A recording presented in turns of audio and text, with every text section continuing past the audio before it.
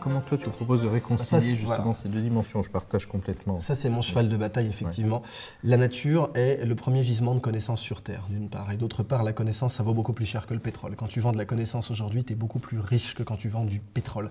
Donc aujourd'hui, quand on broie la nature, quand on la détruit, on brûle une bibliothèque qui vaut des centaines de milliards et qui vaut des points de PIB. C'est pour ça que je suis convaincu, d'ailleurs il y a déjà des chefs d'État pour qui c'est évident, mais je suis convaincu que tous les chefs d'État au XXIe siècle préféreront, in fine, trouver de la biodiversité que du pétrole. Parce que la biodiversité, c'est un gisement de connaissances. Les Russes exportent du pétrole, ils ne sont pas riches. Ceux qui exportent de la connaissance dans la Silicon Valley, eux, le sont pour de vrai. Est-ce que par exemple, on peut imaginer que l'Afrique devienne ce terreau Absolument, l'Afrique l'a été. Futur, Tombouctou était une des capitales mondiales des mathématiques à une époque. L'Afrique a eu des technopoles au Sénégal, par exemple. On a totalement oublié ça, parce que la marée coloniale a un peu rasé cette histoire-là, mais le Sénégal exportait ses maîtres perliers, ses maîtres verriers jusqu'à Venise.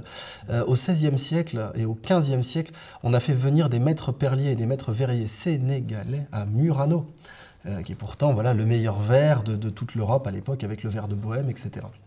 Donc oui, l'Afrique a exporté des savoir-faire. Aujourd'hui, évidemment, l'Afrique exporte ses matières premières, ne les transforme pas sur place, mais c'est une situation néocoloniale, il ne faut pas se le cacher. Le fait de ne pas transformer le cacao ou les diamants ou la bauxite sur place est une situation que l'Afrique n'a pas souhaitée, que l'Afrique subit, mais qu'elle ne désire pas. Mon premier sujet, c'est ça, nature et économie, comment les réconcilier.